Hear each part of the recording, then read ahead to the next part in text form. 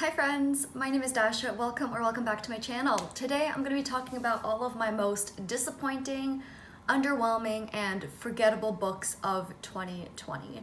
So I thought I would maybe lump them all into one video, like all of my negative kind of books, because I don't have enough to make an actual worst books of 2020. I had a pretty good reading year. You're gonna see this in my stats video. I'm not sure if it's up yet or it will be. If it's out, I'll link it. But I had a ton of 4 and 5 star reads this year. Like, I read some really fucking good books. And so, I don't know, I felt like there was kind of not enough to make a worst of, but disappointing and forgettable, I did have a few of those. So we're gonna talk about those. Let's get right on into it. The first book I want to talk about is Catch and Kill by Ronan Farrow. So this is a nonfiction book that came out last year, I believe, and I was really anticipating it because it details Ronan's kind of adventures as a journalist who is trying to report on the Harvey Weinstein case and how basically at every turn he was getting shot down, and there was definitely some kind of subplot to keep the story from breaking that involved all sorts of tactics of intimidation and all of this stuff that you wouldn't think was, you know, correct, freedom of the press and all that kind of stuff, but it happened. However, I did not like this as much as I hoped I would. This was definitely a disappointing one because it got extremely repetitive. It felt like you were just reading about Ronan leaving his home, going to work, having conversations at work, and heading back home.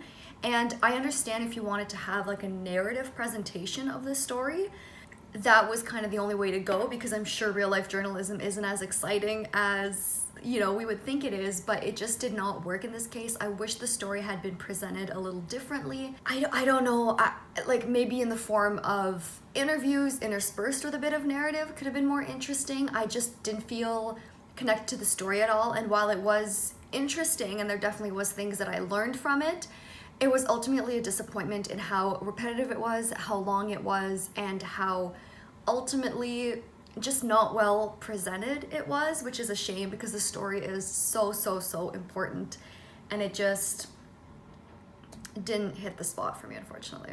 The next book I want to talk about was a forgettable one. So this is A Sky Without Stars by Jessica Brody and Joanne Rundell, I believe. This is a sci-fi retelling of Les Miserables set in space. So you're following a few different characters that are living on this planet that's reminiscent of Revolutionary era France, and you're following one of them is like the son of this military general, and one of them is, you know, a thief scum of the streets, and another girl is part of this society where they kind of preserve books and the language of the old world. And this was just so freaking mediocre. Like, I could not tell you half of what happened, and I don't have my copy here, but like, this is a thick book. This is a big book, and I felt like ultimately nothing really happened. The characters were very one-dimensional. I just couldn't really care about them. And while it wasn't bad, I ended up giving it a 3 stars. Like, it was just meh. It didn't bring anything new. It didn't bring that feeling. I've never read Les Mis, so to be fair, I'm not sure, maybe if you've read it, you might have a stronger connection to the story, but I felt like it didn't even bring anything new to the idea of revolutionary France and why people are fighting. You didn't really feel any type of way about the characters. You didn't feel inspired to want to fight with them or see them succeed in what they were trying to do. And I felt as though the world was just extremely generic, even though there were some elements I kind of enjoyed. Overall, it just felt like it was trying too hard to be a new, fresh take on Les Miserables, and it just kind of fell flat for me, and I could not tell you what happened, what the characters' names were, you know, what the themes were. I could not tell you a single thing about this book. Granted, it was one of the first ones I read this year, but I remember even a couple months after, I would look at it on my shelves and I'd say, reading you is a fever dream, man. I don't remember a lot of it, and I didn't really love the experience. So this one was definitely like just such a middle of the road book. This one was definitely a bit of a dud. The next book I want to talk about is a disappointing one. I read this one somewhat recently. It is The Devil in the Dark Water by Stuart Turton. This is an adult kind of mystery, historical mystery, set on a ship that gets this omen saying that there's going to be a devil on the ship and it's going to basically either kill or convert everyone, and they have to try to race and figure out who this devil is, who he's hiding in.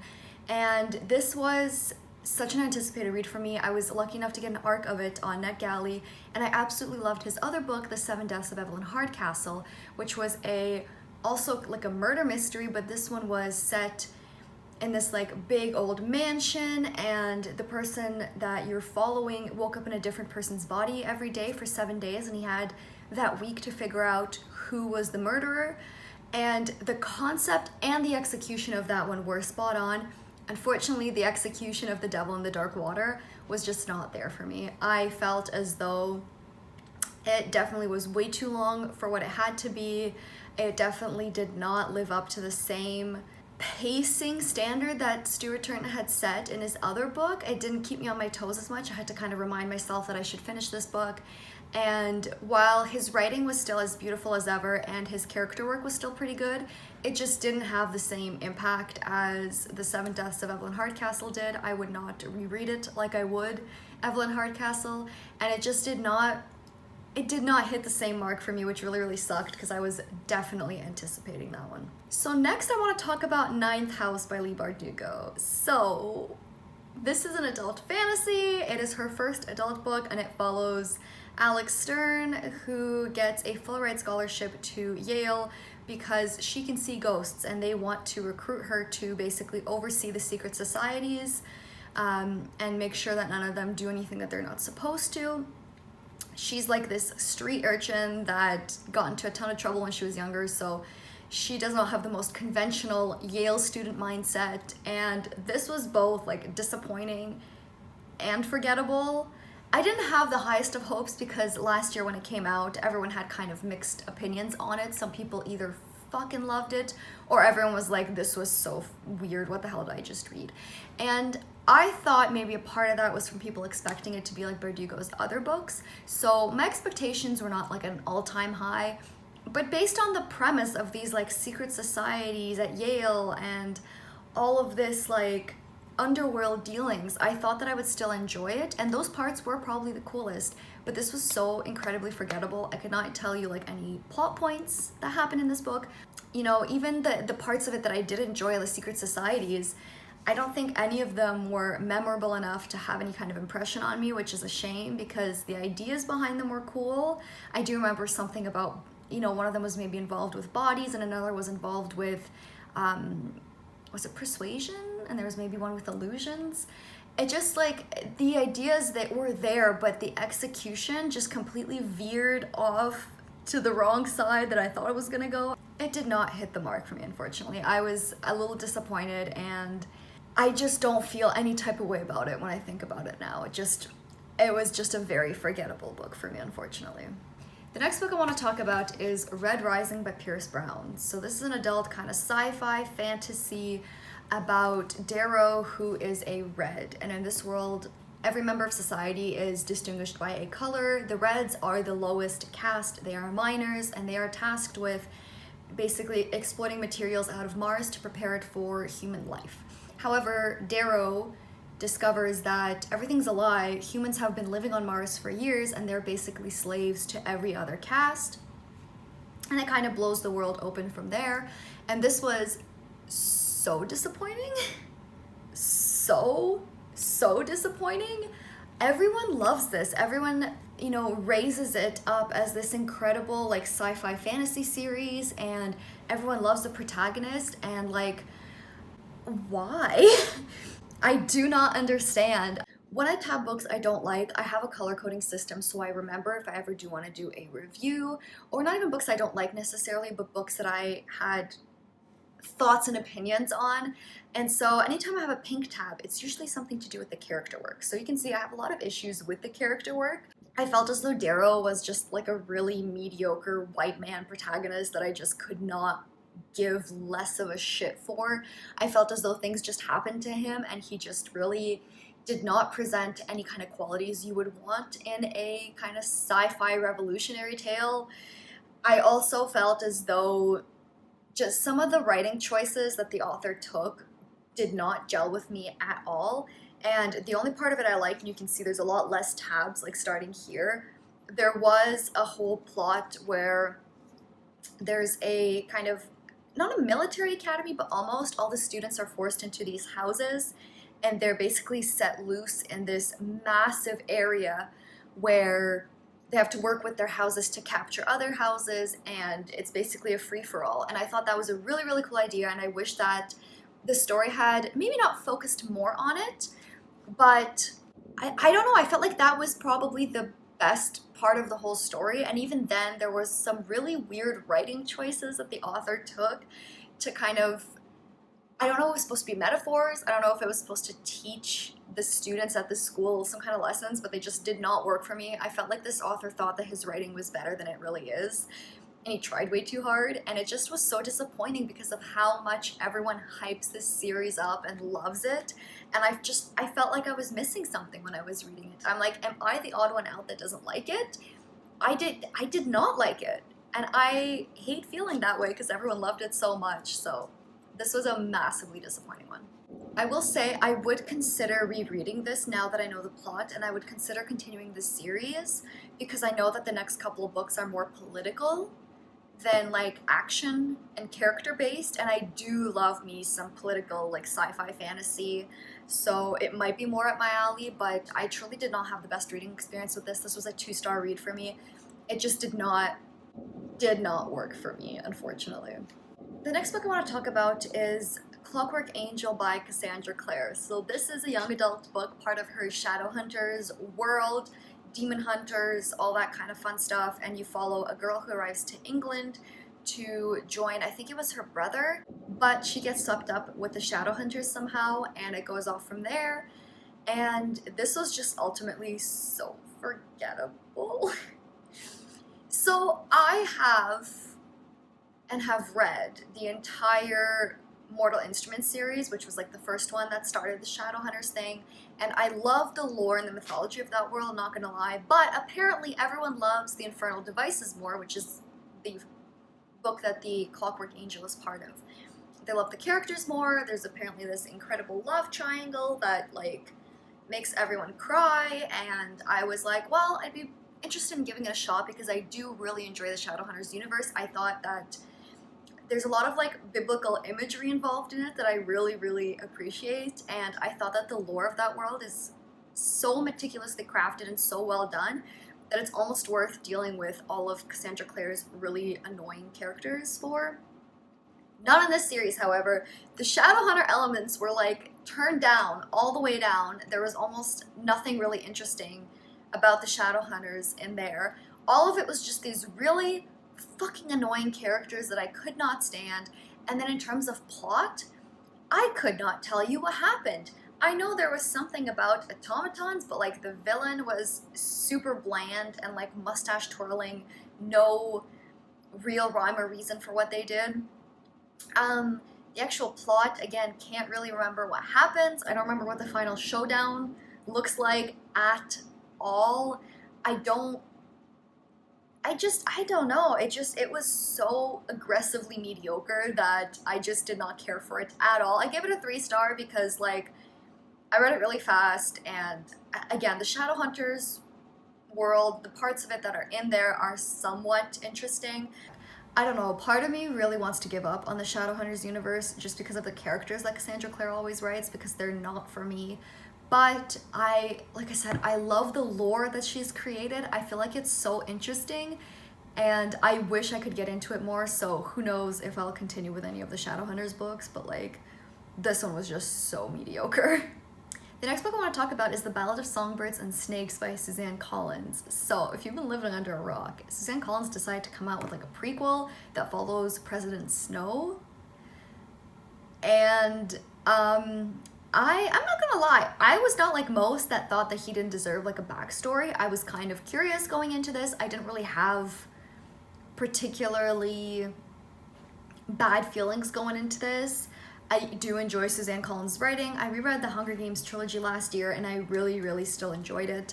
And I thought that this was going to be at least somewhat interesting, but I don't know, man. I did not enjoy this a ton. It was still disappointing despite my low expectations. I felt as though the ending of the book made the whole thing worth it, However, it was still entirely too long. If you've ever seen it in person, like, it's pretty chunky, and it just did not need to be that big. I felt like she stuffed a lot of things in there for shock value that just did not need to be in there. I felt as though she did try too hard to lean into the redemption arc of Snow. I don't know if she was going for redemption arc or villain origin story. I can't really tell because it was not quite well done. And like I said, the ending did make it worth it, and I did really appreciate the directions that she took with the ending, but I felt like the entire rest of the story just was so disjointed, and I felt like it just needed a bit more time, and it could have been incredible, but it was just ultimately pretty disappointing. I did have high hopes for it, and I was let down. The next book I want to talk about, it's a little different, so allow me to explain. So I'm going to talk about A Court of Thorns and Roses by BookTube's darling Sarah J. Maas. This is a Beauty and the Beast retelling, apparently, where Feyre, this mortal girl, shoots a fairy in disguise who looks like a wolf, thinking it's a regular wolf. So as a repayment, as like a kind of blood debt, she goes to live with the fairies and basically gets torn away from her family. And I'm calling this one disappointing and forgettable. Disappointing not because I had super high hopes. Fantasy romance is not my thing. But I heard that Sarah J. Maas makes really good worlds. Throne of Glass is known to be cringy, but the world is really good apparently. And I thought that it could be interesting to see, you know, how her world building is and how her writing is, and see if the writing style is for me.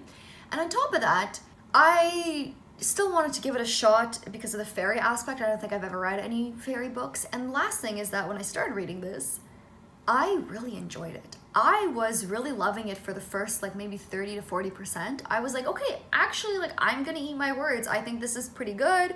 I can see why people enjoy Sarah J. Maas. I thought this like was interesting, and like the pacing was good, and the imagery that she creates, like her atmospheres are really cool. But then it just completely fucking went downhill for me. First of all, it's a pretty big book, and I only remember a few specific points, and I thought that the ones that I do remember are just not good. There's the scene under the mountain, I think it is, or in the mountain or something. Apparently, like, everyone loves it, and everyone's like all over that, and I absolutely hated it. I thought that it was so disjointed. I felt like it didn't need to be in the book. I could not comprehend what I was reading. It felt like a different book. I thought the romance was whack as fuck, and that's not just because I dislike romance normally. I just could not see this one and how it fit into the story. It didn't feel like there was any chemistry to me. It didn't feel like it was anything but a plot device. And I know there was supposed to be this like great passion between the characters, but I didn't really feel it. So this was, yeah, a bit of a disappointment based on my feelings at the beginning of the book, and just an overall disappointment because of the hype that it got.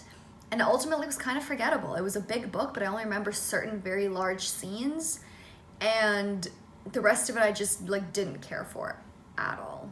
And the last book I want to talk about was truly a disappointment. I want to talk about Thunderhead by Neil Shusterman. This is the sequel to Scythe, which is about this world.